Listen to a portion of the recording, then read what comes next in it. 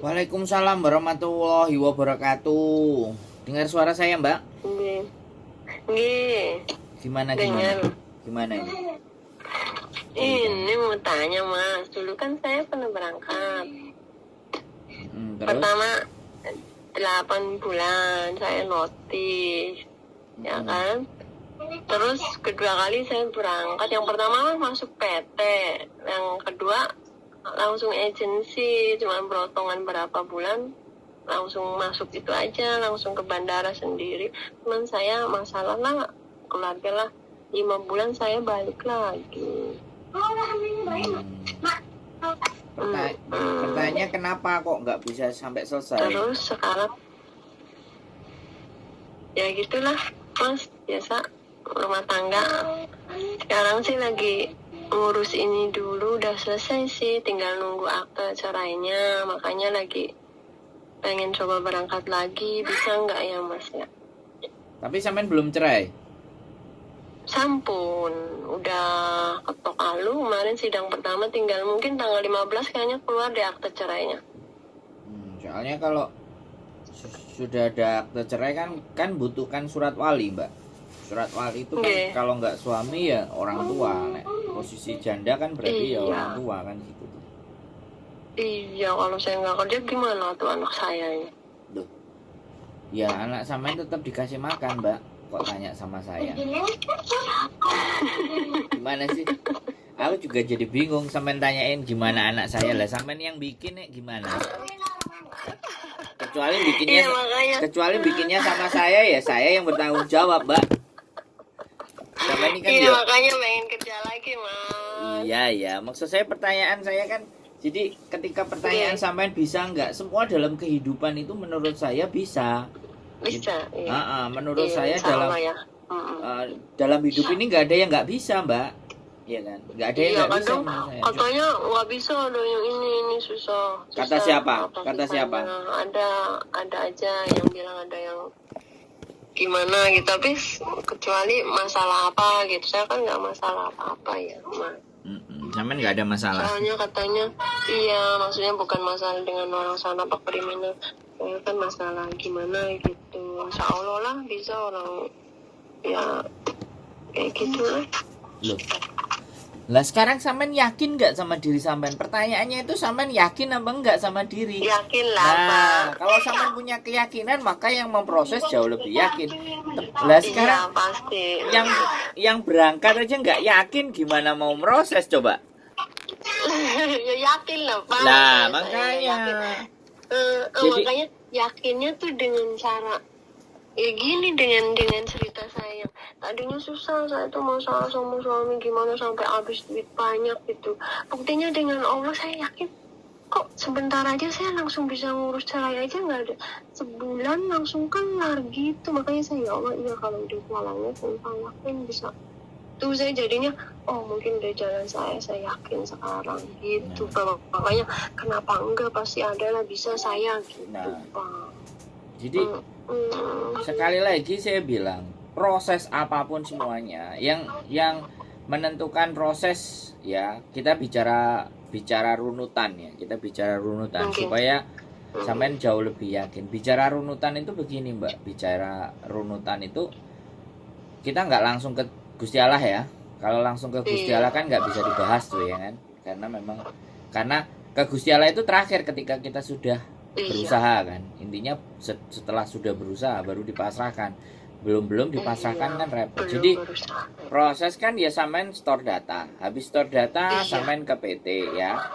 Kalau nggak ke PT langsung ke agensi biasanya. Kan anak-anak mau nembaknya langsung agensi Hongkong. Nah, dari agensi Hongkong otomatis kan ada majikan nggak kan kayak gitu. Nah, ketika ada majikan kan pasti diumumin. Sampean pasti di biodata, tanyain nama, ABCD, bla bla bla bla. Terus ditawarkan ke majikan, ya kan? Nah, yang pertama terus rekod sampean di majikan kan banyak yang ngebreak tuh kan. Otomatis kalau banyak yang ngebreak kan tergantung dari agent melihat rekod sampean. Terus majikan juga nanya rekod sampean ya dari Indonesia. Nah, ternyata begitu ada yang fail ya. Kan kita nggak tahu. Orang Hongkong itu kan ada yang aneh juga. Jadi rekrut CC itu bukan karena kemampuannya, rekrut CC itu karena tahun lahirnya. Jadi Iya. sio. Jadi berdasarkan sio. Itu kan saya jadi bingung. Karena Iya. kalau sionya cocok, dia memahami karakter orangnya. Nah, ada yang kayak gitu juga kemarin. Nah, kayak gitu kan kita nggak ngerti. Nah, begitu sampean ACC kemudian sampean interview. Nah, aku nggak ngerti bahasa Kantonisnya sampean juga kayak gimana, atau bahasa Inggrisnya bagaimana. Otomatis diajak interview.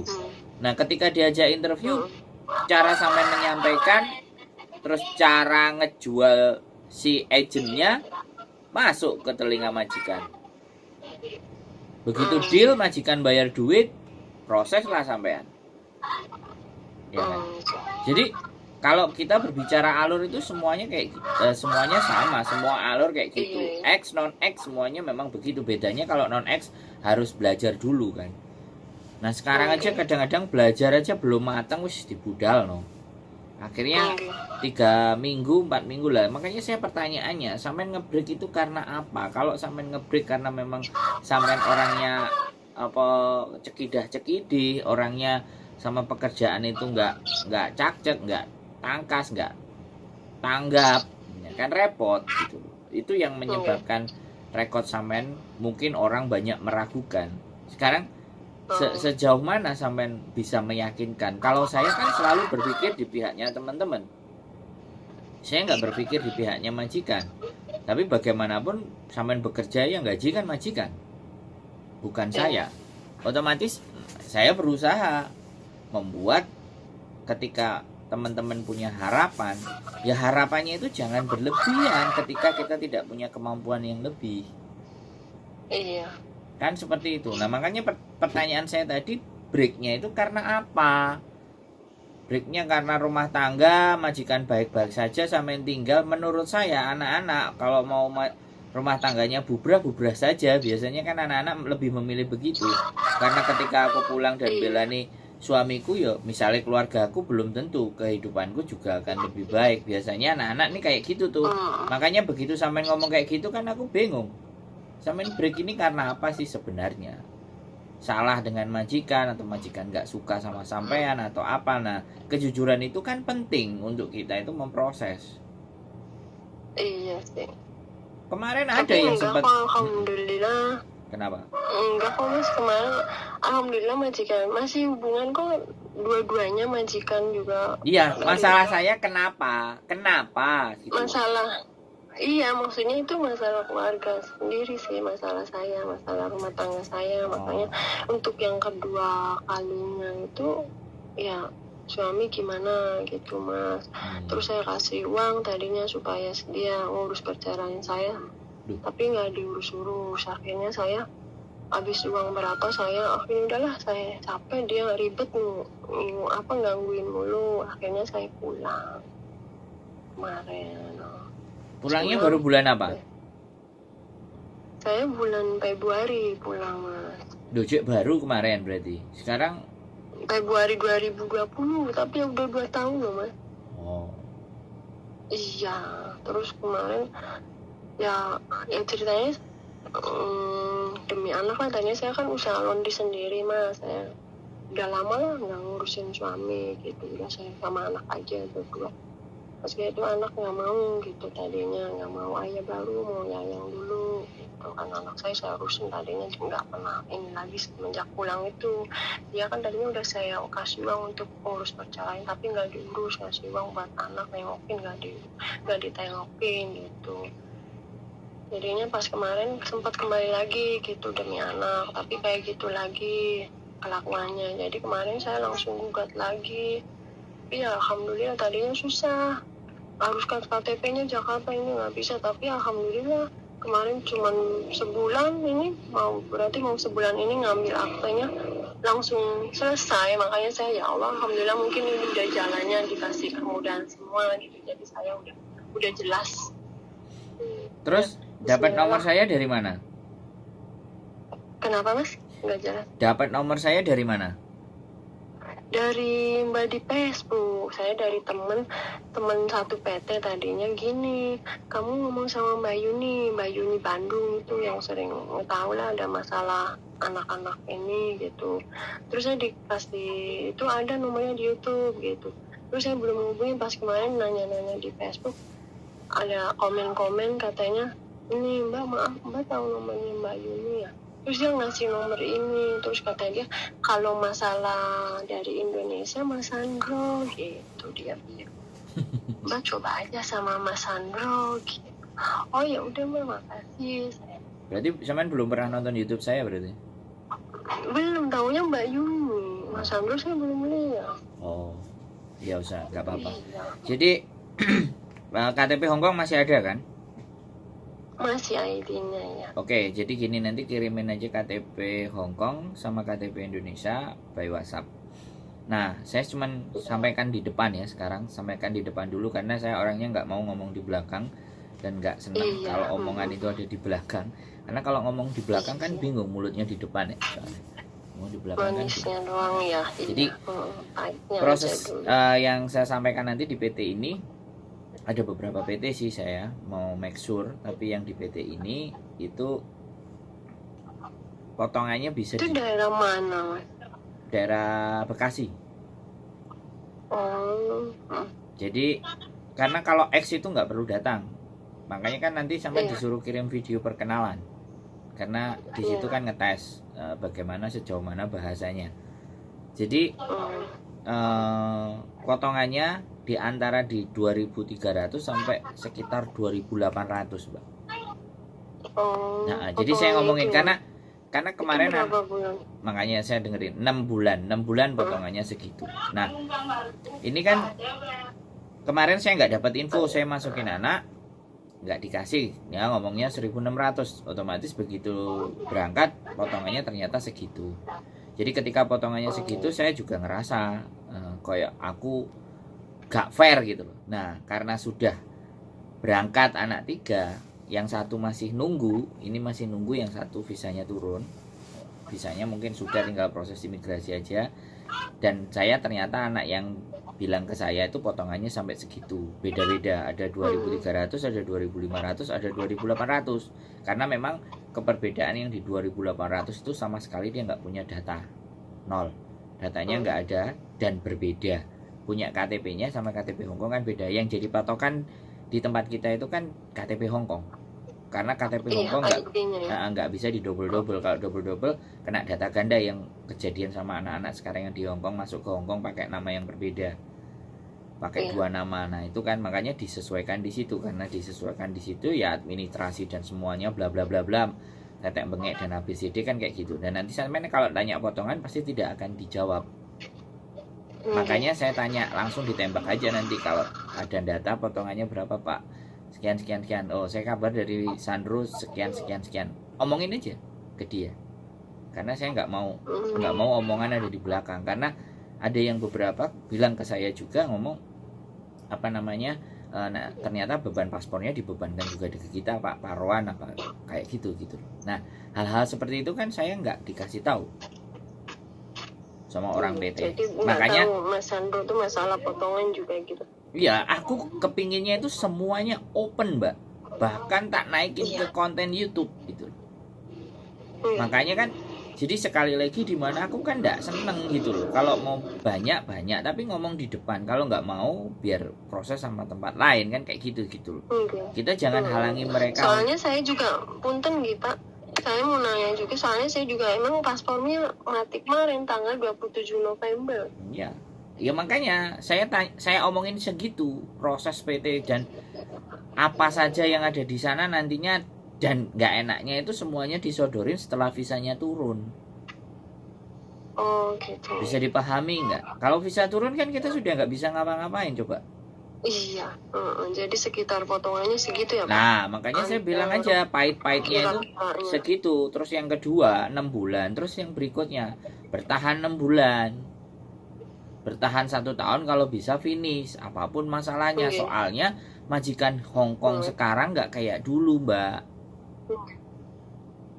Gitu loh. Yang saya khawatirkan kan di situ gitu loh. Makanya pada saat interview, kalau suatu saat nanti interview sama majikan, saya bilang gitu loh, tolong interviewnya direkam apapun caranya, tanyakan sebanyak-banyaknya gitu loh. Jadi kalau toh pun cocok, karena kemarin ada juga beberapa cerita orang yang keluh kesah ya, bukan anak yang saya proses, karena saya melihat banyak yang curhat juga telepon ke saya di Indonesia bilangnya ngerjain di rumah, ternyata ngerjain di toko, ngerjain di pasar sama majikannya. Nah kan itu sesuatu yang salah gitu. Lah kalau kita punya bukti rekaman itu bener, ya tinggal ditunjukin aja rekamannya. Kamu interview ngomong kayak gini loh. Iya. Nah saya kepingin anak-anak yang berangkat dengan saya lebih cerdas. Ya sekali lagi, kalau nanti ternyata membandingkan di luar jauh lebih murah, saya sarankan itu lebih baik. Maksudnya lebih baik di ongkos. Kalau memang ada yang berpikiran is okay lah, yang penting aku bayar larang nggak apa-apa, yang penting kan aku digatekno. Ada yang begitu. Ada yang kemahalan, aku memilih yang murah aja, wong aku bisa jaga diri sendiri. Kan ada yang kayak gitu tuh mbak. Bisa dipahami nggak? Nah, semuanya kan pilihan sama teman-teman, karena sekali lagi setiap manusia punya selera, punya rasa, punya hal-hal yang dia mauin. Tapi saya sekali lagi benar-benar nggak kepingin ketika sudah masuk ke sini terus sambat sing potongannya larang lah, sing majikannya nggak enak lah. Ya nggak fair dong kan kayak gitu tuh. Karena saya kan nggak nyari toh mbak, paham nggak? Saya nggak memaksa, saya nggak nyari, saya juga nggak nyuruh. Tapi sampean datang sendiri, telepon, cari info, ya saya kasih info dong. Kira-kira ketika saya sampean berangkat di sana, majikannya nggak beres atau apapun, ada nggak saya bagian dari kesalahan kan? Soalnya kan agent kan sendiri-sendiri gitu. Jadi saya kan tidak berkomunikasi dengan majikan, tapi sekali lagi kalau memang keberangkatannya dengan saya, habis itu saya arrange, saya juga mau tahu nama majikannya semua untuk bisa memfollow up. Jadi seperti itu mbak gambarannya. Jadi sebelum memproses saya sampaikan semua di awal, karena kembali lagi bukan rezeki yang saya kejar mbak, berkah, dapat duit, bisa bantu proses. Tapi kalau gerundel di belakang, jadi nggak makan duit itu daging buat saya, berkah nggak itu duit buat saya. Itu loh mbak, aku nggak ngejar banget mbak, makanya kan aku nggak nyari, aku cuman berkonten. Lah ternyata kontenku dilihat, dicek, mereka ngerasa ya sudah, kalau memang aku dianggap bisa membantu, ya terima kasih kepercayaannya, saya akan jaga kepercayaan itu. Makanya tak sampaikan apa adanya di depan. Kemarin aku bilang, ditanyain potongan nggak ngerti, tapi setelah anak yang berangkat tak omongin segitu. Dan saya nggak tahu hari Minggu besok itu juga mau ketemuan dengan KJRI, ada KJRI ngundang kita, dan aku mau bertanya sebenarnya potongan yang fix itu bagaimana sih. Data-data kami menunjukkan potongan 26, 23 melebihi dari apa yang menjadi standar KJRI itu harus kayak gimana. Kan kayak gitu tuh. Jadi saya ingin menjadi manusia yang di tengah, yang memberikan informasi. Ya kalau rekanan PT, ya sebenarnya PT yang saya rekomendasikan itu teman istri saya sejak dulu memproses jadi agensi. Dan saya bilang orangnya PT ini nggak ribet, data apapun nggak ada masalah, data bagaimanapun no problem. Cuman ya kayak gitu, untuk nyocokin ke majikan ini loh. Majikan itu kan kayak nyari suami mbak, pilih-pilih. Iya kan? Nah sampean kan pasti ngerti kan, jadi seperti itu. Dan saya ingin menyampaikan itu. Dan tetapi kalau seandainya sudah nyampe di Hongkong ada keluh kesah ataupun disampaikan ke saya, ya monggo. Intinya saya itu menemani ketika pikiran dan mentalnya drop, tapi saya kan tidak bertanggung jawab atas kehidupannya teman-teman satu persatu. Yo moncrot ya mbak. Tapi nek curhat ya tak layani, tak ladeni. Tapi ya saya minta tolong nggak perlu disebut nama, kan masuk ke konten kan kayak gitu tuh mbak, nggak ada masalah. Jadi ceritanya seperti itu. Kalau sampean nanti sambil proses, terus sambil sampean juga lihat-lihat mana info-info yang memang masuk. Sekali lagi kita tidak membatasi, dan kami juga tidak menahan dokumen. Nah ini yang aku senang di PT ini, yang aku senang ini tidak menahan dokumen. Tapi ya sekali lagi kalau sudah interview dan majikannya sudah oke, PT ngasih tahu oke, ya tolong komitmen dan konsisten. Jangan giliran majikan sudah oke, majikan sudah bayar, kita nyamenggok. Itu kan kadang-kadang yang sering ke teman-teman. Nah di situ kan jadinya PT semuanya kan nggak mau rugi karena nggak mau dikadalin kayak gitu, akhirnya PT kadang-kadang nahan dokumen. Nah kalau sampai belum punya paspor, otomatis ketika majikan sudah ready, majikan sudah oke, sampai disuruh pasporan. Nah pasporan itu pasti linknya mereka yang daerah deket sampean, jadi sampai nanti nggak nerima paspornya langsung dibawa ke PT. Nah itu kan juga salah satu cara untuk agar anak ini juga nggak lari, karena kan tidak ada biaya apapun di depan, biayanya kan motong di belakang, kan gitu ceritanya. Itu strateginya PT-PT gitu kan di Indonesia. Nah saya juga lagi nyari yang potongan 1.600 selama 6 bulan. Kita juga nyari yang 2.500 selama 3 bulan kayak gitu kan, supaya tidak membebani teman-teman kan kayak gitu tuh. Tapi yang 2 itu aku masih ngajuin belum deal. Aku punya data ngasih info teman-teman boleh nggak. Biasanya kalau yang murah-murah itu milih-milih, terlalu banyak milih. Malah yang zero cost itu milih record break, record intermediate enggak maunya recordnya finish semua kan kayak gitu tuh, sampean ngerti kan? Lah terus anak-anak yang bermasalah ini sopo sing ngatasi? Jadinya kan segmen-segmen PT itu kan juga beda-beda. Kadang ada juga anak bermasalah bagaimanapun di Indonesia ya sudah, karena punya duit, ada yang bayar 8 juta, ada juga yang bayar 10 juta, ya diterima sama PT, ya memang tidak ada potongan. Ketemu majikannya sih nggak jelas. Duh, saya juga saya dicurhati, dateng ya ngobrol. Cuman videonya kemarin sayangnya bisu. Jadi di PT di Jawa Timur, PT gede ya kan, bayar 8 juta no potongan, baru nyampe sini hilang majikannya asu. Ya kan ruwet. Jadi aku kan kudu piye ya tak tampung lu. Njalukmu piye ya wis, nek njalukmu ngene ya ayo, tak terus njalukmu ngene ayo, njalukmu ngene. Ya kebetulan mudah-mudahan nanti berapa hari saya standby di kantor Samswipo. Agentnya baru buka kan kayak gitu 2 bulan. Jadi kayak gitu tuh Mbak. Ya itu ada lagi yang sampean mau nanya kira-kira?